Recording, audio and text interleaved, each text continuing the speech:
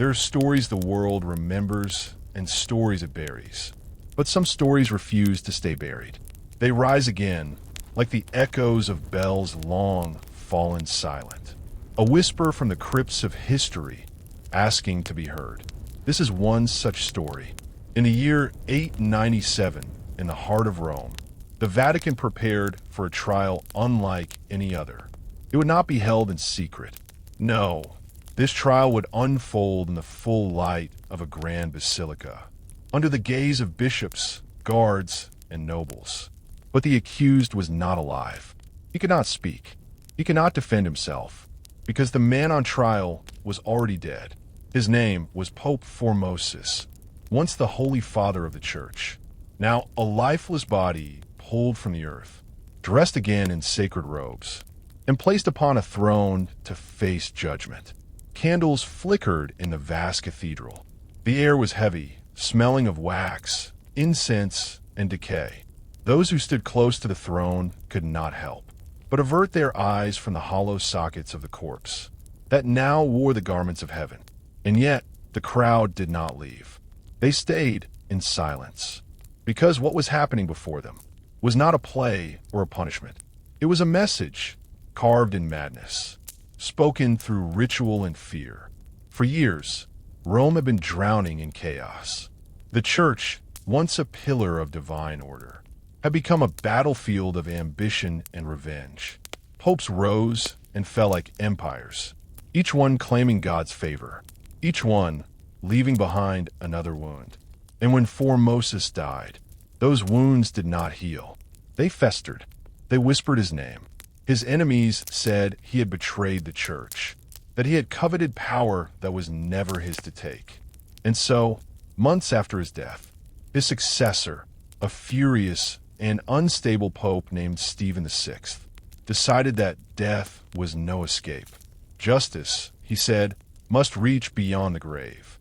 So the grave was opened.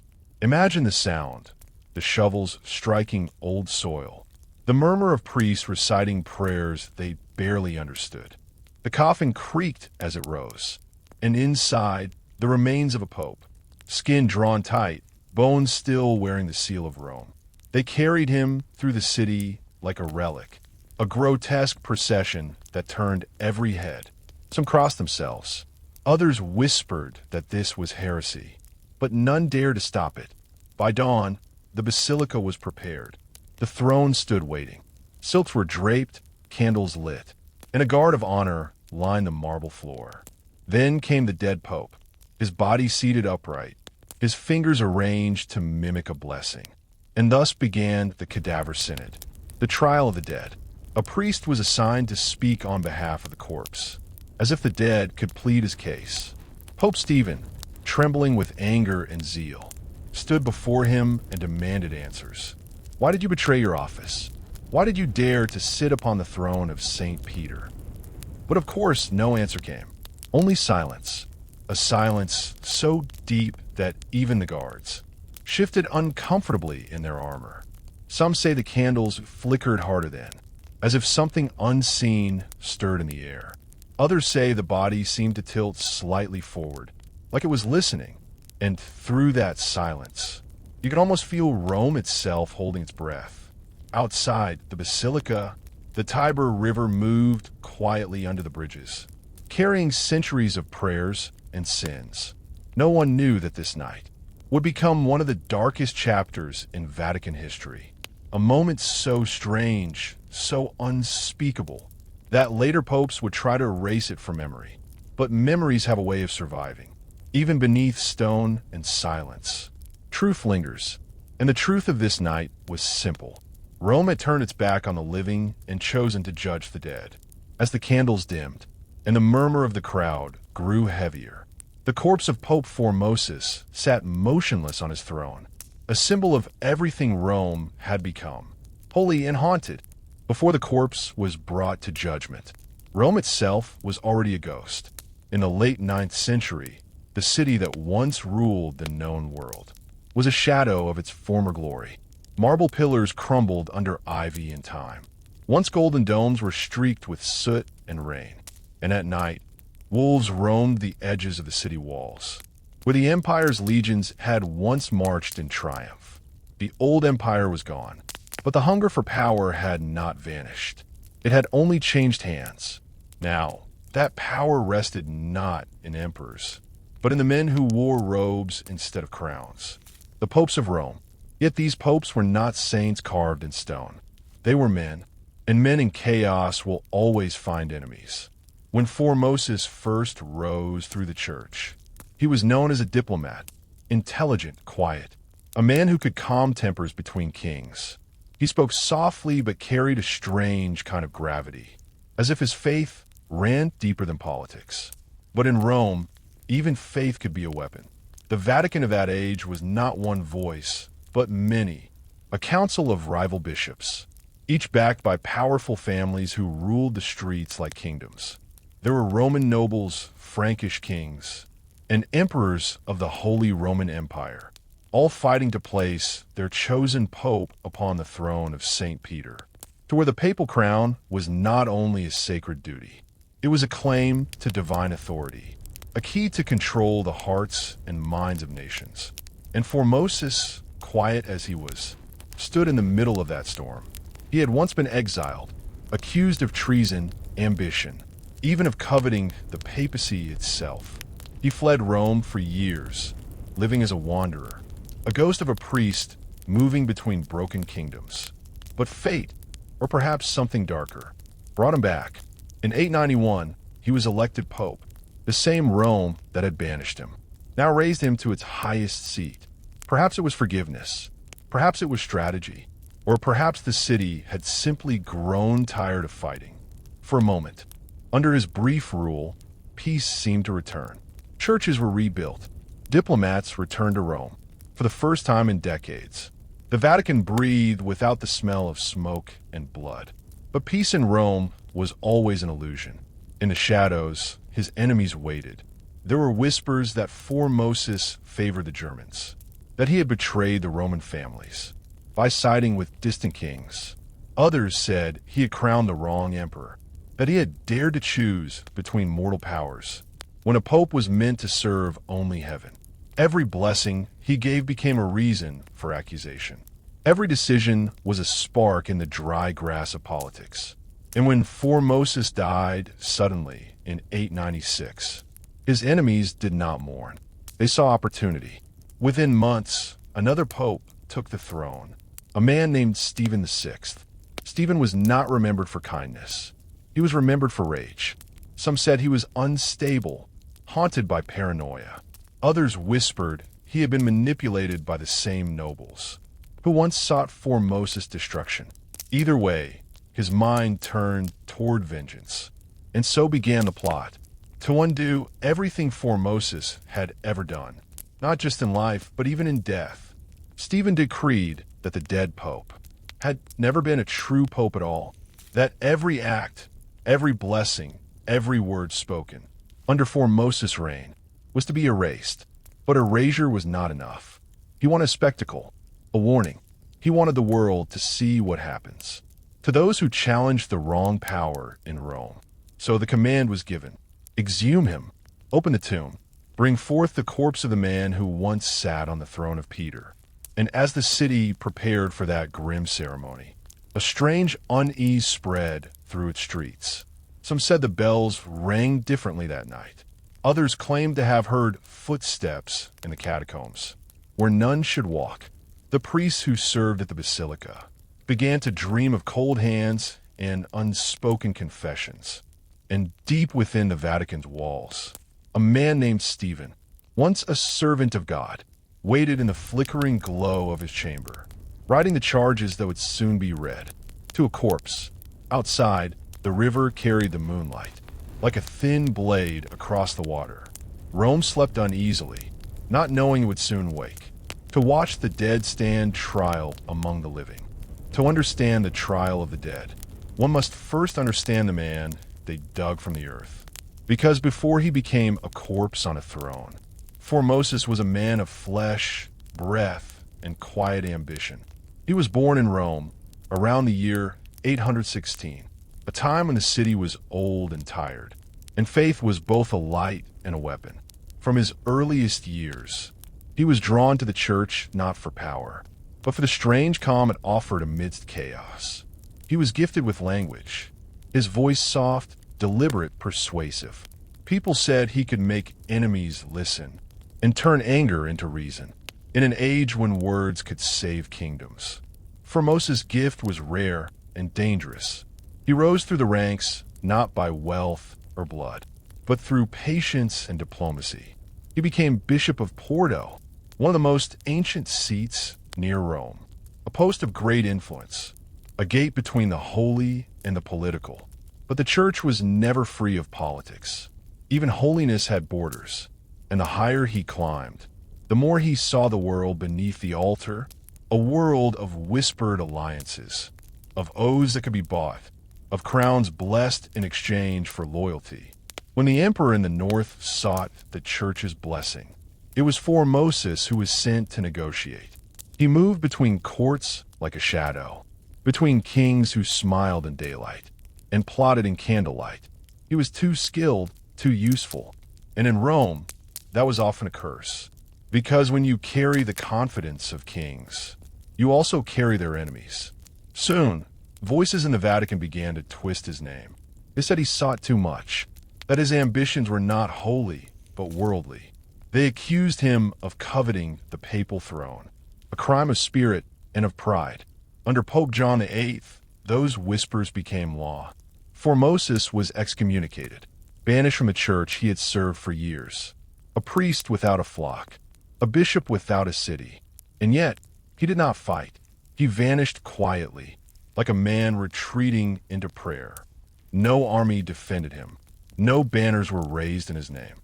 He disappeared from history for a time, and Rome forgot him, as it forgets so many of its fallen servants. But history has a way of circling back. Years passed. Popes rose and fell. Enemies died or were replaced. And then, as if nothing had ever happened, Formosus was forgiven, restored, called back to Rome. When he returned, he was older. His eyes held something heavy, not defeat, but knowledge. He knew what Rome was capable of, and yet he accepted its call once more. In 891, the College of Cardinals elected him pope. The man once cursed as ambitious was now declared the voice of God on earth. He took the name Formosus again, and for a brief time, his reign seemed peaceful.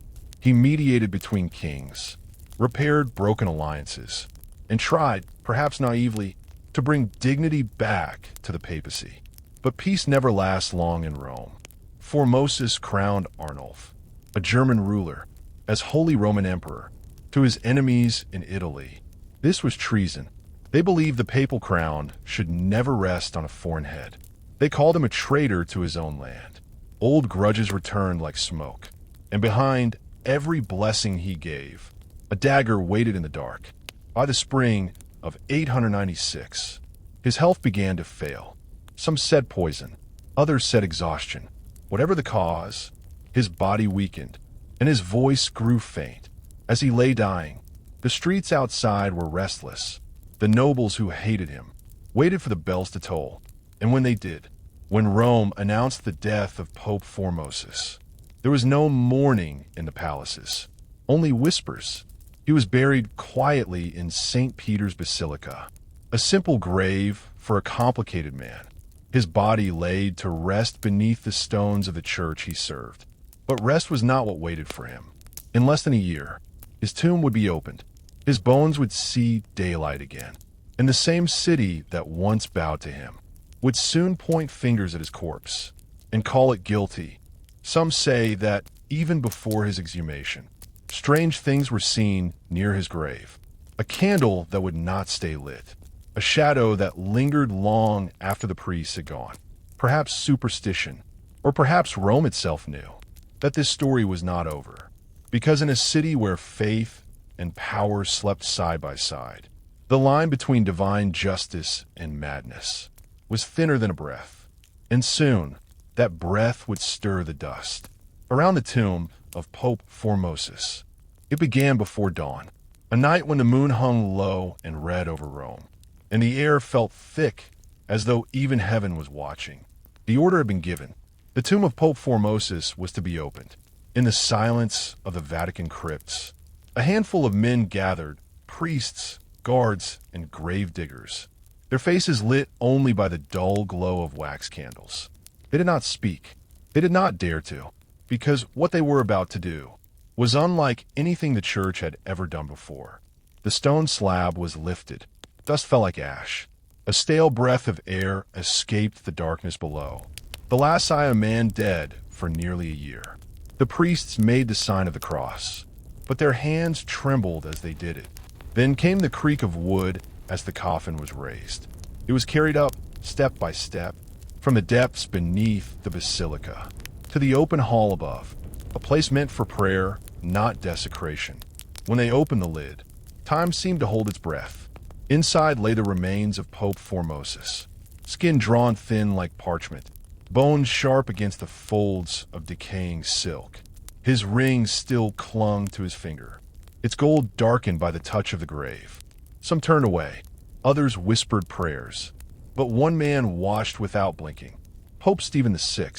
He had ordered this, and as he looked upon the lifeless face of the man he hated, his own seemed to twist with both fear and fury. "Dress him," he said, and so they did. They brought out the sacred vestments, the robes of a pope, shimmering faintly in the candlelight. They placed the mitre upon the skull, slipped jeweled rings onto withered fingers, and set upon his chest the staff of St. Peter, as if mocking the office he once held. Then, before sunrise, the corpse of Pope Formosus was seated upon a throne. They placed him at the front of the basilica, under arches that echoed with centuries of prayer. Bishops gathered. Guards stood in silence. Citizens were allowed to enter, each one drawn by both fear and curiosity. When the first light of morning spilled through the stained glass, it fell across the throne, across the pale, still face of the dead pope. And that was when the trial began. Pope Stephen entered, draped in crimson, his voice trembling with rage and righteousness. He stood before the corpse and spoke, as if he were facing a living man. "You," he said, "who dare to defile the holy seat of Peter. You, who dare to seize power through deceit. You, who betrayed the sacred church of God." The words echoed like thunder through the basilica, but the accused sat in silence, his head slightly tilted, as if the dead were listening. To make the spectacle complete, a deacon was appointed to speak on behalf of the corpse. He stood beside the throne, pale and sweating, forced to answer the Pope's furious accusations, in the voice of a man long dead. It was said that Stephen's anger grew with every silence, with every unspoken answer. He paced before the throne like a man possessed, his hands shaking, his voice rising until even the candles flickered in their sockets. "Confess," he demanded. "Confess your lies, your ambition, your blasphemy." But the body gave no confession, only the faint creak of the throne, and the whisper of incense smoke curling through the air. Some witnesses would later swear that the corpse's hand shifted slightly, that the folds of its robe moved, as though stirred by something unseen. Others denied it, but the rumor spread fast that the dead pope had answered without words, that heaven itself was watching in silence. Stephen ignored it. He continued the trial, reading from a list of charges so strange that even the bishops seemed unsure. Perjury, corruption, ambition, the unlawful transfer of power, sins both spiritual and political. Each accusation was met with the same silence. And when the silence became unbearable, Stephen delivered his verdict. He declared Pope Formosus guilty of desecrating the papacy, of corrupting the will of God, of betraying. The punishment was as cruel as it was absurd. The corpse was stripped of its sacred robes. The papal crown was torn from its skull. The fingers that once gave blessings were cut off, one by one, a symbolic act, as if to erase his power to bless ever again. The people watched in horror, some crossing themselves, others frozen, unable to look away. No one dared to speak, because to question the act was to risk sharing the same fate. Judgment by madness. By the end of the trial, the air inside the basilica was unbearable, thick with incense, fear, and the stench of something ancient being disturbed. As guards dragged the mutilated body from the throne, the echo of their boots rang like hammers against the marble. And outside, the bells of Rome began to toll, a sound that once meant prayer, but that day felt like warning. The dead had been judged, but the living were the ones who had sinned. And as the doors of the basilica closed, no one could shake the feeling that something holy had been broken, not by the corpse, but by those who had dared to put it on trial. When the trial ended, there was no prayer, no hymn, no word of peace, only the sound of the throne being dragged away, its legs scraping against the marble floor, and the echo of boots marching down the hall, a sound that seemed to carry judgment through the streets of Rome. The body of Pope Formosus was taken out, no longer dressed in silk and gold, but in torn linen and shame. The sacred garments were stripped away, the jeweled rings removed, and the fingers that once blessed the faithful lay scattered like relics of cruelty. The corpse was buried again, quietly, in an unmarked grave. But peace did not follow. The people of Rome had seen too much. What was meant to be a trial of justice had turned into something darker, a spectacle of vengeance, a theater of madness. Rumors spread like wildfire through the city's narrow alleys and open courtyards. Whispers grew louder than the church bells, that Stephen had lost his mind, that he was driven not by faith, but by fear. They said he heard voices in the night, the voice of Formosus, calling from the grave, asking, "Why have you disturbed my rest?" And when the wind passed through the Vatican corridors, some claimed they heard the faint sound of footsteps, soft, deliberate, as though a dead pope still walked where justice had been mocked. But Stephen pressed on, refusing to doubt what he had done. He sent letters across Europe, proclaiming the verdict, ordering that all ordinations performed by Formosus be declared invalid. Every priest, every bishop ordained by him, was now stripped of authority. It was chaos. Churches fell silent. Masses were left unspoken. Men who had once been loyal servants of God were now branded as illegitimate, outcast by decree. And in the midst of that confusion, a quiet rebellion began to stir. The people had begun to fear their own pope. Stephen's eyes had changed. His words became harsher, his sermons like thunder in an empty cathedral. Those who once followed him now watched from Shah. The body of Formosus was dug up again, this time by angry hands. They carried it through the streets of Rome, under a moon that hung pale and merciless. Some said they could still see the papal robes, stained and tattered, clinging to what was left of the man. The mob reached the riverbank. There, under the sound of distant bells, they threw the body into the Tiber.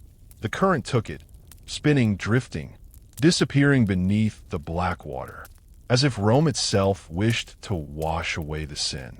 And for a brief moment, the city felt quiet again. But silence is a fragile thing. It does not last in a place where faith and fear are so tightly wound together. Weeks later, the river returned what man had tried to hide. The corpse of Formosus surfaced, caught in the reeds near the edge of the city. Fishermen found it. They said it did not rot. They said the skin was pale, the robes strangely intact, as if the water had refused to claim him. The people whispered of miracles. They said God had preserved him as a sign that Stephen's sin would not go unanswered. The church tried to dismiss it, but faith spreads faster than fear. Pilgrims came to the river's edge to see the body. Some knelt, some wept, some touched the water and crossed themselves, believing they had witnessed divine proof. And then, as if by unseen judgment, the tide began to turn, not against the dead pope, but against the living one. Stephen's enemies grew bold. The same bishops who had once stood beside him now whispered against him in secret. And one night, the whispers became footsteps. Soldiers entered the Lateran Palace, where Stephen slept under a crimson canopy. The doors were thrown open. No one called his name. No one begged him to flee. He was dragged from his bed, his crown torn away, his hands bound with the same cords that once held sacred banners. In the darkness of the cell where he was thrown, he waited for dawn, but dawn never came. They strangled him where he lay and left his body cold on the floor. The man who had put a corpse on trial had joined him in death. When word spread through Rome, there was no mourning, only a deep, uneasy silence. The people did not cheer, but they did not weep either. It was as if justice had finally found its balance. Quietly, cruelly, without a word spoken. And yet, even after Stephen was gone, the echoes of that trial did not fade. For years, popes would come and go, each trying to erase the memory of that madness, each haunted by the image of a corpse, sitting upon a throne, dressed in the robes of power, judged by the living in the house of God. The Church would later call it the Cadaver Synod, a trial beyond reason, a wound upon faith itself. But the question it left behind would outlive them all. When power turns holy men into monsters, who then dares to judge the dead? The river carried more than a body that night. It carried guilt, it carried whispers, and it carried a question that would echo through centuries. How could the Church, the keeper of mercy, become the stage for vengeance? When the sun rose over Rome the next morning, it did not rise on the same city. Something had changed, not in its stones, but in its soul. The basilicas still stood, their domes golden in the light. But inside them, prayers had grown quieter. Even the priests seemed unsure of the words they spoke. Because how do you bless the faithful when faith itself has been shaken? Pope Stephen was gone, but his ghost remained, not in flesh, but in fear. Bishops avoided speaking his name in sermons. Monks wrote his story only in the margins of their books, as though afraid the ink itself might curse them. The Church called it a mistake, a brief madness, born of politics and pride. But time has a way of revealing what fear tries to bury. And soon, strange things began to happen. The basilica where the Cadaver Synod took place was said to be haunted. At night, guards swore they heard footsteps echoing along the marble floors, as if someone unseen was walking. Between the empty thrones, candles would burn longer than they should, doors open on their own, and sometimes a low whisper, a voice not quite human, not quite gone, would murmur a prayer that no one could understand. People said it was Formosus still seeking peace. Others said it was Stephen begging forgiveness. But the Vatican said nothing. For decades, the Church tried to cleanse itself of the memory. They ordered new councils, new declarations, as if rewriting the story could change the truth. The popes who followed made quiet attempts to undo the damage. They revalidated the ordinations that Stephen had voided. They restored the names of the priests he had condemned. They even retrieved Formosus's body from the waters of the Tiber and buried it again, this time with honor, beneath the very walls that had once witnessed his humiliation. But peace is not found through ceremony. It is earned through time. And for centuries, the story of the Cadaver Synod became a warning whispered through generations of priests. It was said that every pope, before taking the throne of St. Peter, would dream of that night, the trial of the dead man, and wake in silence, cold with the thought that power could make even the holy forget their own humanity. Art and scripture stayed silent, but legend spread. Painters avoided depicting the synod, fearing that to paint it would bring the same curse. That fell upon Stephen, and yet the story refused to die. In secret, scholars wrote of it, calling it the night when the living judged the dead, and the dead judged the living in return. Centuries later, when the Renaissance dawned, and Rome was reborn in marble and light, the memory of that trial still lingered. In the city's whispers, pilgrims visiting the Vatican would pause in certain corridors, where the air felt too cold, too still, as if history itself held its breath there. And among the clergy, there was a quiet superstition that those who mocked the dead, those who misused the robes of the sacred, would find no rest. neither in life nor in the grave. Because in the heart of every cathedral, beneath the gold and song, there remains something older, a silence that remembers. And in that silence, the Cadaver Synod still speaks, not with words, but with warning. A warning that power without mercy is a kind of rot, that faith without humility can become its own grave, and that the walls of the church, no matter how strong, can never bury the truth forever. The Vatican no longer speaks of it. It does not appear in sermons or scripture, but history remembers, quietly, faithfully, like the whisper of water under the stones of Rome. The time the Vatican put a dead man on trial was not merely an act of madness. It was a mirror, a reflection of what happens when the pursuit of power overshadows the presence of God. And perhaps that is why, even today, in the late hours of the night, when the basilica is empty and the candles flicker low, some say they can still hear it. A chair creaking in the dark, a faint breath like wind, and the echo of a voice asking the same question. That began it all. Justice for what and why now?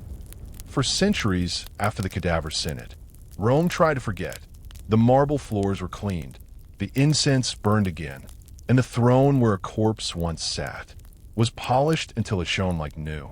The Vatican grew powerful once more, its halls filled with kings, cardinals, and the whispers of diplomacy and prayer. But somewhere beneath all that glory, beneath the glitter of gold and the hymns of worship, a secret was buried, not a secret of faith, but of shame. The records of the Synod were hidden deep within the archives, sealed under layers of silence. Centuries passed before scholars would find them again. Pages brittle with age, ink faded, but the story unmistakable. The Church called it an error of history, a mistake born from a time of confusion, a single dark page in an otherwise holy book. But for those who found the documents, it did not feel like an error. It felt like a confession, one written not by pen, but by time itself. And yet, for the faithful, the Church remained untouchable, the keeper of divine truth. No one questioned what had happened in that basilica or why it had been erased, because to question was to disturb the silence, and silence was safer than truth. But time, like the river Tiber, has a way of uncovering what men try to hide. In the late Middle Ages, travelers and scholars began to write of an old story, of a pope who had been tried after death. Some dismissed it as legend, others swore it was fact, and with every retelling, the line between myth and memory began to blur. By the time the Renaissance bloomed, the story had taken on a strange new life. Painters whispered of it, though none dared paint it. Writers mentioned it in passing, a trial of the dead that symbolized human vanity and divine wrath. In the 15th century, a chronicler in Florence called it the judgment of shadows. He wrote, "The living made themselves gods, and in so doing became ghosts." And perhaps that was the truth of it. The Cadaver Synod was not just an event.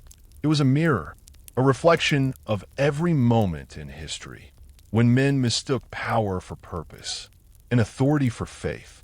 But the Vatican did what it always did best. It built walls around the past.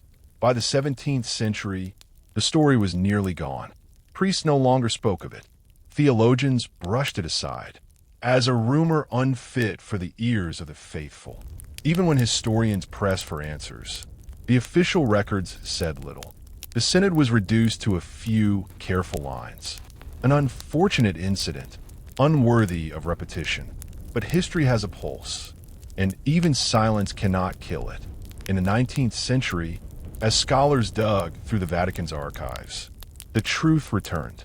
Yellowed pages, wax seals cracked, and the faint Latin of a forgotten verdict. The words were still there. Formosus, found guilty, stripped of honor, unfit for the chair of Peter. And so, the myth became history again. Modern historians would call it one of the strangest acts in the history of the Church, a moment when faith was buried beneath the weight of fear and politics. But for those who study the Vatican's long memory, the Cadaver Synod is something more. It is a symbol, a scar, a reminder that even within sacred walls, men are still men, flawed, frightened, and sometimes lost in their own need for control. Today, if you walk through the Vatican, you will not find a plaque or monument to the Synod. There are no tours that tell its story, no prayers spoken for the popes who clashed across death itself. But deep beneath the city, where the air is cool and heavy with the scent of stone, there are corridors few are allowed to see. And in those corridors, among shelves that hold the history of faith and empire, lie the quiet records of that trial, waiting for those who still dare to ask how the church could put a corpse on trial and call it justice. And perhaps that is what makes this story more than history. Because even now, in the quiet hours before dawn, when the city of Rome sleeps, and the basilica stands empty under the stars, it is said that if you listen closely, you can still hear the faintest echo, the sound of a wooden throne, creaking once in the dark, as if someone unseen has just taken their seat again. There are stories that history forgets, and stories that refuse to die. The Cadaver Synod is one of the latter, a memory too strange to fade, too human to forgive. More than 1,000 years have passed since that night in Rome. Empires have risen and fallen. Kings have worn the crown of faith. But the image of that rotting pope, seated upon his throne beneath a sky of painted saints, still lives somewhere, in the quiet corners of our collective memory. And when you think about it, perhaps it was never really about Formosus at all, nor about Stephen, nor about justice or vengeance.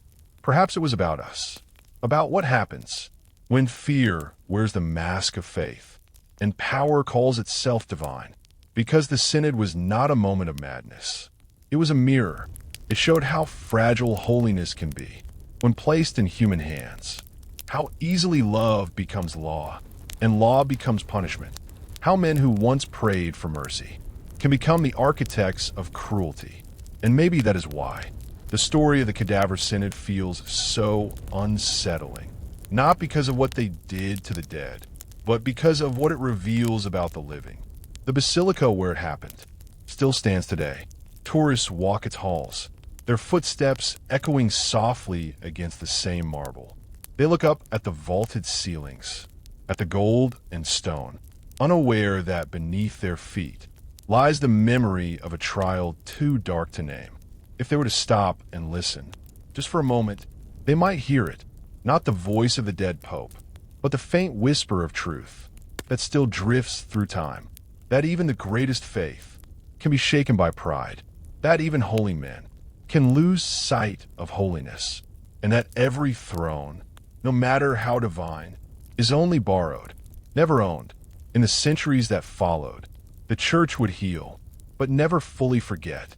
And in every candle that burns in those ancient halls, there is a quiet warning, a reminder written not in scripture, but in shadow. That power without compassion leads only to ruin. That faith without humility turns sacred hands into trembling ones. And that truth, no matter how deeply buried, will always find a way back to the light. So tonight, as you close your eyes and the world around you softens into silence, remember this. Once in the heart of Rome, the living judged the dead, and the dead, by their stillness, judged the living in return. Perhaps that is the real lesson, that justice is not always loud, and truth does not always speak in words. Sometimes it waits, quietly, patiently, like a river beneath stone, and long after names are forgotten, and crowns have turned to dust, it rises again, softly like the morning light, on the dome of a sleeping city. The time the Vatican put a dead man on trial was not just a chapter in history. It was a story about being human, flawed, fragile, searching for meaning in the silence between prayers. So rest now. Let the noise of the world fade. Let the past drift away like incense in a cathedral. And as sleep finds you, remember, the dead have nothing left to prove, but the living We are still learning how to listen. If this story stayed in your mind, you're one of us. Subscribe for the next hidden truth.